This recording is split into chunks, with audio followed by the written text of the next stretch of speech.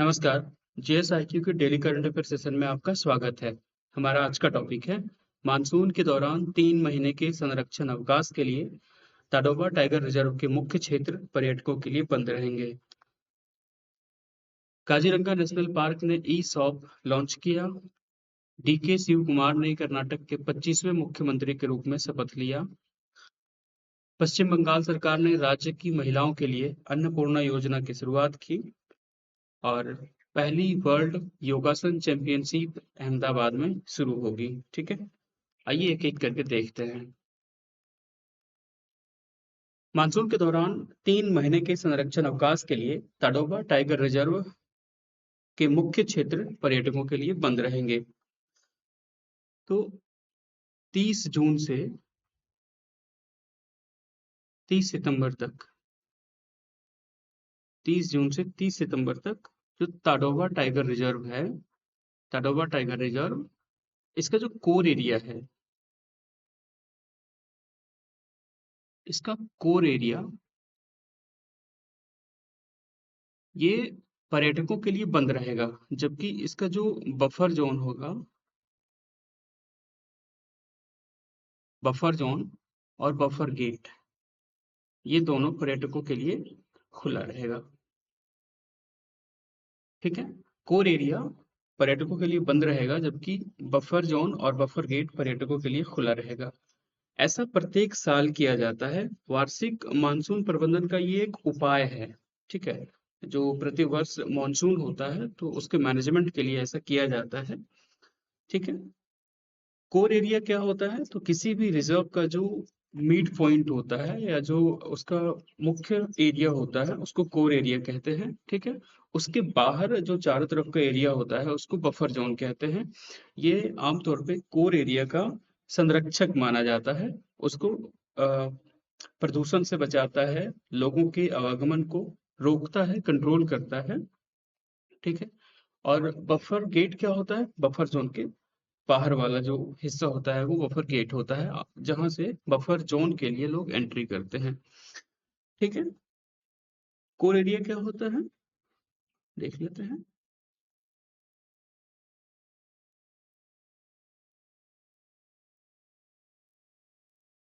Core area ये मुख्य क्षेत्र होता है। मुख्य क्षेत्र होता है, यहाँ पे जो मानवीय गतिविधियां होती है वो पूरी तरह से प्रतिबंधित होता है। ठीक है, मानवीय गतिविधियां पूरी तरह से प्रतिबंधित होता है। यहाँ पे मानवीय गतिविधियां में क्या होता है? जैसे लकड़ी काटने वाला, लकड़ी काटने का काम, ये प्रतिबंधित होती, ठीक है, प्रतिबंधित होती है। इसके अलावा मवेशियों को चराना पूरी तरह से प्रतिबंधित होता है। इसके अलावा पर्यटकों का आना जाना ये भी प्रतिबंधित रहता है, पर्यटन भी बंद रहता है वहां पे। ठीक है, ये कोर एरिया होता है। बफर एरिया में क्या होता है? बफर जोन में वहां पे आप लकड़ी काट सकते हैं, लकड़ी काटने की सीमित इजाजत होती है। इसके अलावा मवेशियों को चराने का भी सीमित इजाजत होता है बफर जोन में, और पर्यटन की इजाजत होती है। और जो रिसर्चर्स होते हैं वो बफर जोन में ही रिसर्च कर रहे होते हैं। R&D का काम बफर जोन में होता है, ना कि कोर एरिया में। बफर गेट क्या होता है? तो बफर जोन से बफर जोन में एंट्री के लिए ये पॉइंट होता है बफर गेट। ठीक है, आमतौर पे बफर गेट वहाँ के स्थानीय गांवों और कस्बों से जुड़ा हुआ होता है। ठीक है,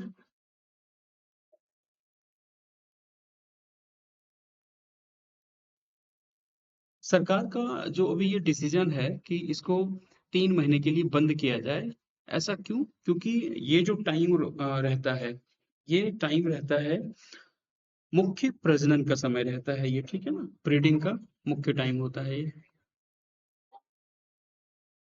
ये ब्रीडिंग का टाइम होता है। इस समय में जो वहाँ के स्पीसीज होते हैं, वहाँ की जो प्रजाति होती है, जैसे बाघ होते हैं और अन्य प्रजातियां जो होती हैं, अन्य वन्य जीव जो होते हैं, उनका मुख्य ब्रीडिंग का टाइम होता है ये। ठीक है, और क्या होता है, ब्रीडिंग का मैन टाइम होता है, और और नेचुरल हैबिटेट्स को बचाने का भी एक प्रयास होता है। अभी बरसात के समय में नेचुरल हैबिटेट जो होता है वो ग्रो कर रहा होता है, तो उसको भी संरक्षित करने का एक उपाय है ये। नेचुरल हैबिटेट को संरक्षित करने का एक उपाय है। इसके अलावा जो नए पौधे उग रहे होते हैं उनको भी सुरक्षा देने का एक उपाय है ये। ठीक है, जो नए पौधे उग रहे होते हैं उसको भी सुरक्षित करने का एक उपाय होता है। ठीक है, इसलिए इसको बंद किया गया है। ठीक है, तो जानते हैं ताडोबा टाइगर रिजर्व के बारे में।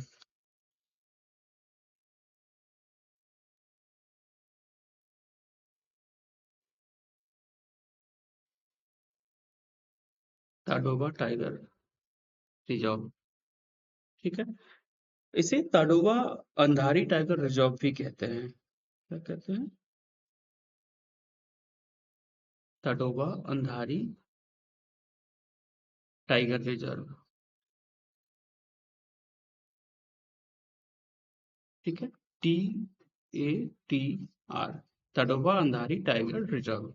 ठीक है, ये दो शब्दों से बना है, एक ताडोबा और एक अंधारी। ये जो ताडोबा है वहाँ की जो स्थानीय गोंड जनजाति है उनके प्रमुख देवता का नाम है। वहाँ की जो स्थानीय गोंड जनजाति है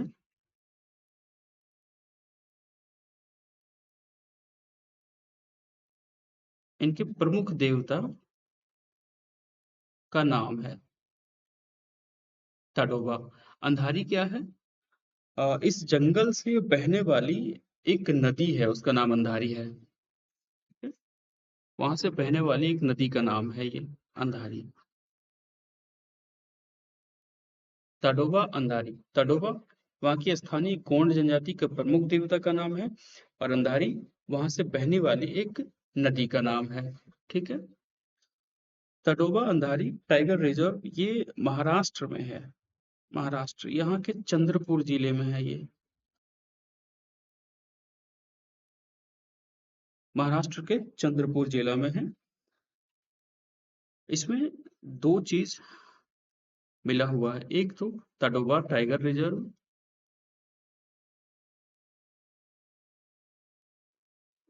और दूसरा अंधेरी वाइल्ड लाइफ सेंचुरी।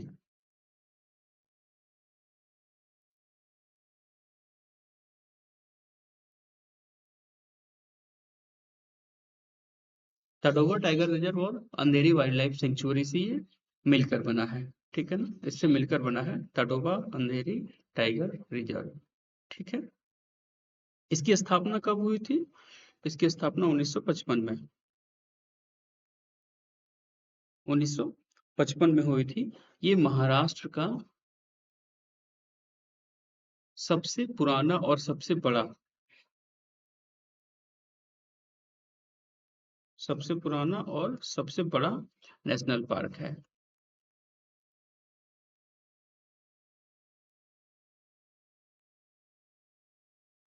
ठीक है,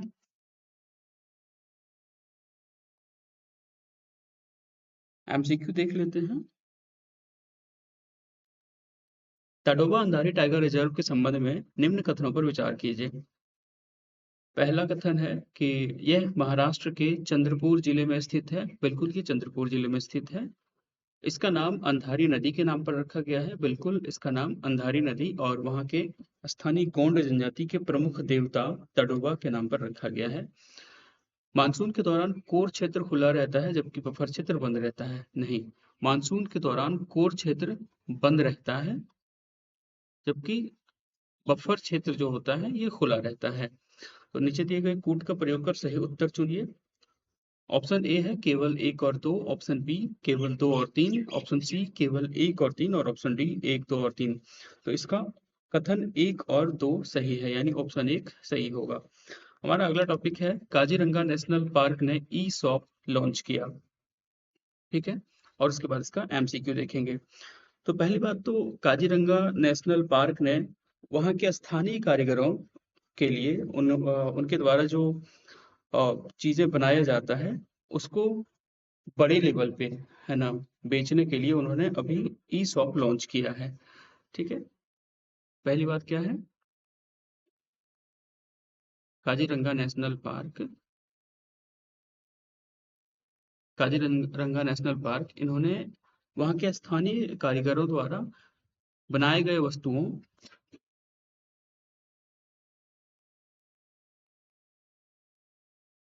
स्थानीय कारीगरों द्वारा बनाए गए वस्तुओं, ठीक है, ये जो वस्तु होते हैं, जो वहाँ के स्थानीय कारीगर बना रहे होते हैं, तो उन वस्तुओं को बेचने की बात की गई है जो पर्यावरण अनुकूल उत्पाद होगा, है ना।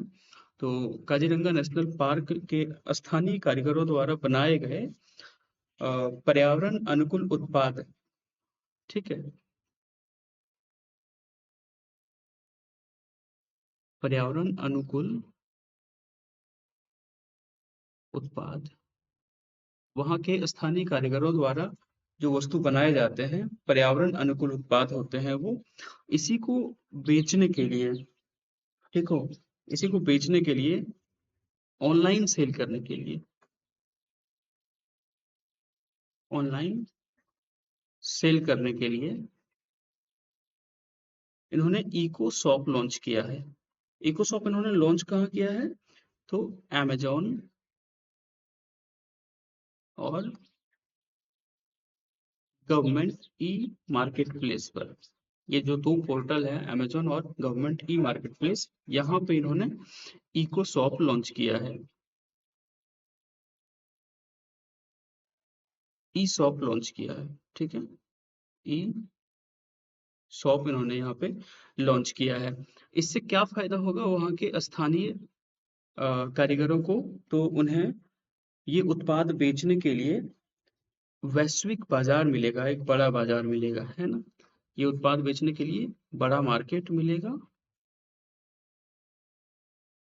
और वैश्विक बाजार मिलेगा, है ना। अब तक वो केवल स्थानीय बाजारों में इसे बेच रहे थे, अब उन्हें एक बड़ा मार्केट मिल जाएगा इस अमेज़न और गवर्नमेंट ई मार्केट प्लेस के माध्यम से, और उन्हें वैश्विक बाजार में मिल जाएगा। ठीक है। जरा सा जान लेते हैं काजीरंगा नेशनल पार्क के बारे में। ठीक है? काजीरंगा नेशनल पार्क,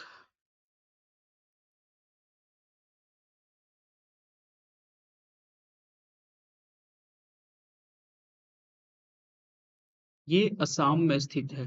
ठीक है। असम के 3 जिले में ये फैला हुआ है। गोलाघाट, नगांव और सोनितपुर, इन 3 जिलों में ये फैला हुआ है। और इम्पोर्टेंट बात ये है कि ये ब्रह्मपुत्र घाटी बाढ़ मैदान का सबसे बड़ा अविभाजित क्षेत्र है। ठीक है। ये इम्पोर्टेंट बात है कि ब्रह्मपुत्र ब्रह्मपुत्र नदी बाढ़ ब्रह्मपुत्र नदी घाटी बाढ़ मैदान का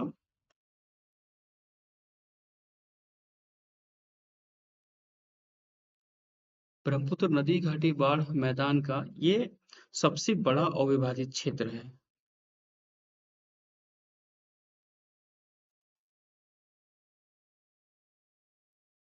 क्या होता है सबसे बड़ा अविभाजित क्षेत्र का मतलब?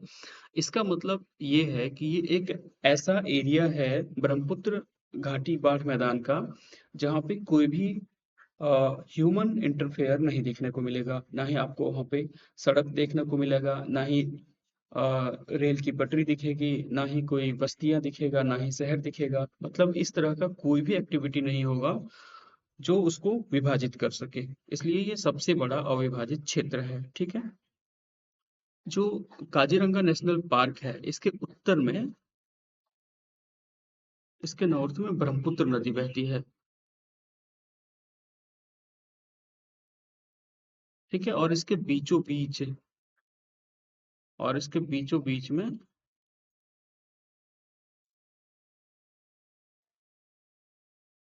दिफलू नदी बहती है। दिफलू नदी। ठीक है। 1908 में इसे 1908 में इसे आरक्षित वन घोषित किया गया था। रिजर्व फॉरेस्ट, आरक्षित वन घोषित किया गया था। और 1974 में इसे नेशनल पार्क घोषित किया गया। उसके बाद 1985 में इसे यूनेस्को वर्ल्ड हेरिटेज साइट में,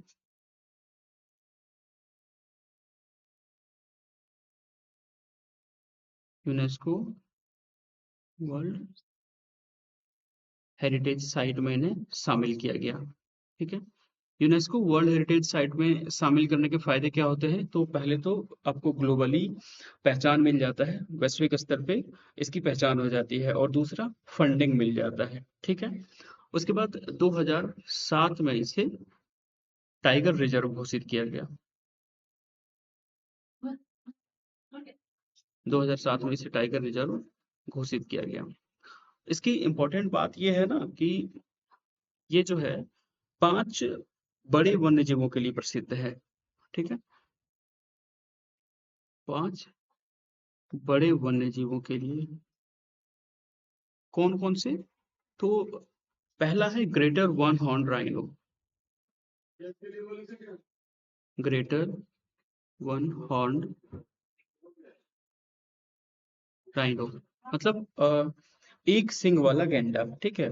खास बात यह है कि पूरी दुनिया में जितने एक सिंग वाले गैंडा पाए जाते हैं, उसका 2/3 यहीं पे पाया जाता है। ठीक है। दूसरा बात यह है कि ये रॉयल बंगाल टाइगर भी यहाँ पे पाया जाता है। 5 में से पहला ग्रेटर वन हॉर्न राइनो हो गया। दूसरा रॉयल बंगाल टाइगर, यहाँ पे रॉयल बंगाल टाइगर भी पाया जाता है। तीसरा एशियन एलिफेंट, एशियाई हाथी भी यहाँ पे पाया जाता है। चौथा जंगली भैंसा। इसकी भी एक खास बात है कि पूरी दुनिया में सबसे ज्यादा आबादी जो है जंगली भैंसा का काजीरंगा नेशनल पार्क में ही देखने को मिलता है।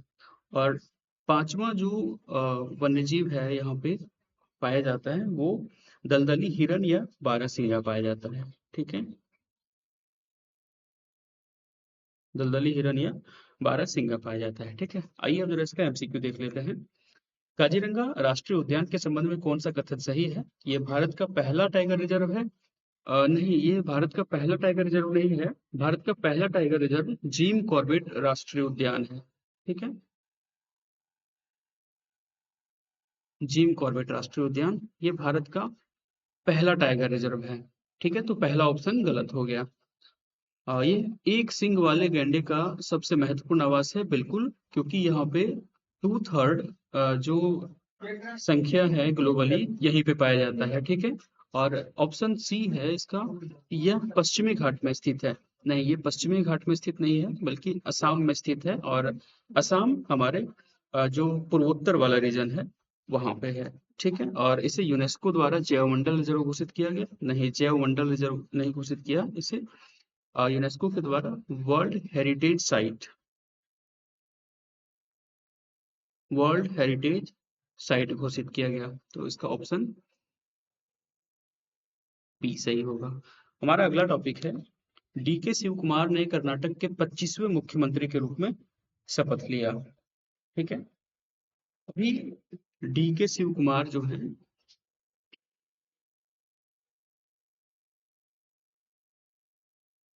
डी के शिव कुमार, इन्होंने कर्नाटक के 25वें सीएम के रूप में शपथ लिया है। कर्नाटक के 25वें सीएम बने हैं ये। ठीक है। इन्हें शपथ कौन दिलवाए? तो वहां के जो गवर्नर हैं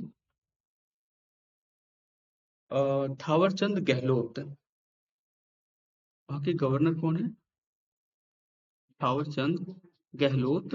इन्होंने इन्हें थावरचंद गहलोत ने इन्हें सीएम की शपथ दिलवाई।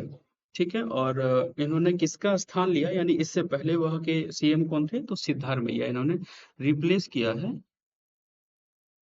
सिद्धारमैया को।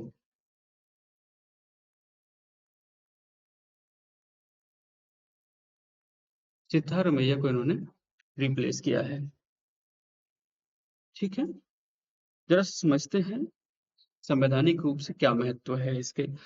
तो संविधान का जो आर्टिकल 164 है, आर्टिकल 164, आर्टिकल 164 का क्लोज 1 कहता है कि राज्य के मुख्यमंत्री की नियुक्ति राज्यपाल द्वारा किया जाएगा। ठीक है,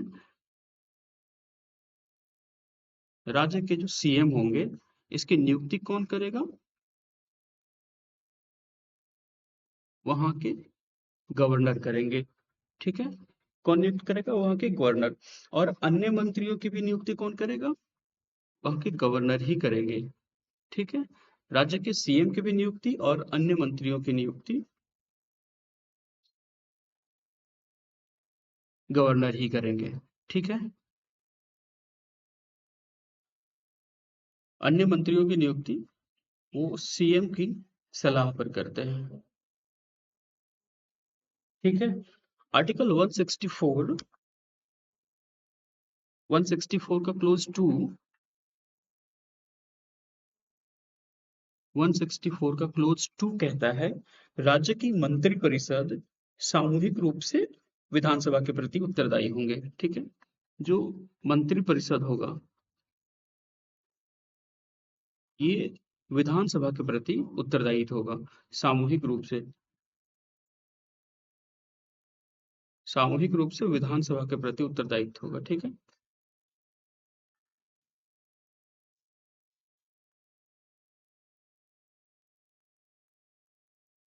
ठीक है, राज्य के मंत्रि परिषद में कौन कौन आएंगे, इसमें मुख्यमंत्री, और मुख्यमंत्री के साथ उप मुख्यमंत्री भी होंगे, और अन्य सभी मंत्री। और इस मंत्रि परिषद का जो मुखिया होगा वो मुख्यमंत्री होगा। ठीक है, आर्टिकल 164 का क्लोज 3 जो है वो कहता है कि मुख्यमंत्री और अन्य मंत्रियों को पद और गोपनीयता का शपथ राज्यपाल दिलाता है। ये आर्टिकल 164(3) कहता है कि जो सीएम होते हैं और जो अन्य मंत्री होते हैं, इन्हें पद और गोपनीयता की शपथ कौन दिलाता है, राज्यपाल।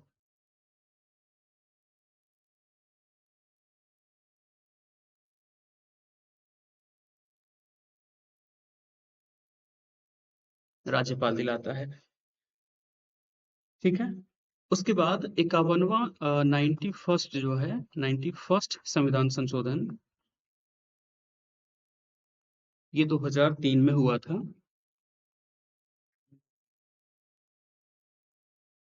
91st संविधान संशोधन 2003 में हुआ था। इस संशोधन के अनुसार किसी भी राज्य में जो मंत्रियों की अधिकतम संख्या होगी, ठीक है, मंत्रियों की अधिकतम संख्या, मुख्यमंत्री सहित मंत्रियों की अधिकतम संख्या, वहां के जो टोटल लेजिस्लेटिव मेंबर्स होंगे, ठीक है, एमएलए जो होंगे, टोटल एमएलए के 15%। जैसे महाराष्ट्र में जो टोटल एमएलए हैं वो 224 है, तो अगर सॉरी कर्नाटक की बात कर रहे थे हम लोग, कर्नाटक में जो टोटल एमएलए हैं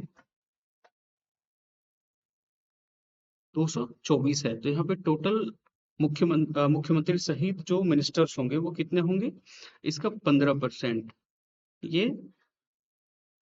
34 के आसपास आएगा, 34 आएगा मैक्सिमम। ठीक है, अब अगर पॉइंट में आ जाता है तो उसे पॉइंट में रखकर नहीं बल्कि पूर्ण संख्या बना दिया जाता है। ठीक है, तो किसी भी राज्य में जो मुख्यमंत्री सहित अधिकतम मंत्रियों की संख्या होती है, वहां के टोटल जो विधानसभा सदस्य होते हैं उसका 15% होता है। ठीक है, और भारतीय संविधान में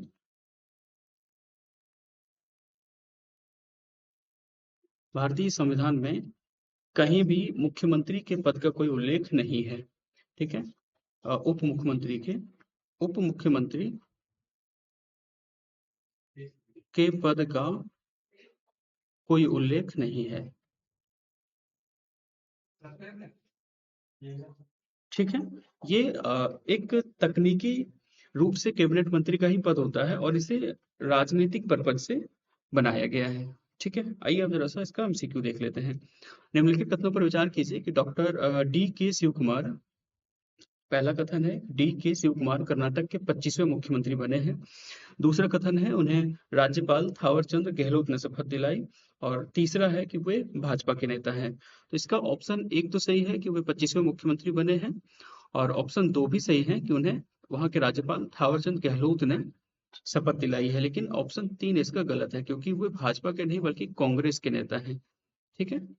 तो ऑप्शन एक और दो, यानी ऑप्शन ए इसका सही है, केवल एक और दो। हमारा अगला टॉपिक है, पश्चिम बंगाल सरकार ने राज्य की महिलाओं के लिए अन्नपूर्णा योजना की शुरुआत की। ठीक है। अभी पश्चिम बंगाल के जो मुख्यमंत्री हैं शुभेंदु अधिकारी, उन्होंने अन्नपूर्णा योजना लॉन्च किया है। ठीक है। अन्नपूर्णा योजना लॉन्च किया है, तो इस योजना के पहले चरण में, अन्नपूर्णा योजना के पहले चरण में 28 लाख महिलाओं को इन्होंने सेलेक्ट किया है। 28 लाख महिलाओं को इन्होंने सेलेक्ट किया है, और इन 28 लाख महिलाओं के बैंक खाते में जो उनके आधार से लिंक हो, उनके बैंक अकाउंट में जो उनके आधार से लिंक होगा, वो डीबीटी के माध्यम से, डीबीटी क्या होता है, डायरेक्ट बेनिफिशियरी ट्रांसफर। ठीक है। तो इसके माध्यम से 3,000 रुपये पर मंथ, 3,000 रुपये पर मंथ उनके अकाउंट में ट्रांसफर किया जाएगा। और क्या फायदा होगा इनको, उन्होंने ये भी कहा है कि जो वहाँ की राज्य सरकार द्वारा संचालित बसें हैं, जो पश्चिम बंगाल सरकार के द्वारा जो बसें चलाई जा रही है, उनमें इन महिलाओं को फ्री यात्रा करने का भी मौका मिलेगा। ठीक है। राज्य द्वारा संचालित बसों में फ्री ट्रेवल कर सकेंगे वो, वहाँ की महिलाएं। ठीक है। और इन्होंने इस योजना के अंतर्गत 25 वर्ष से 60 वर्ष की महिलाओं को चुना है। ठीक है। यानी इस योजना में किस वर्ग की महिलाएं शामिल होंगी, तो 25 वर्ष से 60 वर्ष वर्ग वाली महिलाएं इसमें शामिल होंगी। इसका ये एज लिमिट है। ठीक है। एज लिमिट है। अन्नपूर्णा योजना क्या है, तो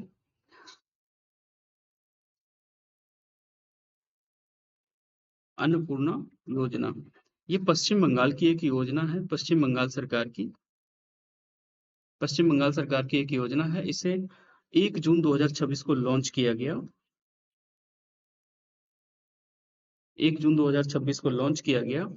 अच्छा, इससे पहले लक्ष्मी भंडार योजना चलाया जा रहा था। ऐसा ही एक योजना था अन्नपूर्णा योजना के जैसा ही, लक्ष्मी भंडार योजना। तो इस योजना ने कौन सी योजना को रिप्लेस किया, लक्ष्मी भंडार योजना को। लक्ष्मी भंडार योजना को इसने रिप्लेस किया। ये योजना पश्चिम बंगाल सरकार की महिला बाल विकास और सामाजिक कल्याण विभाग के अंतर्गत आती है। महिला बाल विकास और सामाजिक कल्याण विभाग।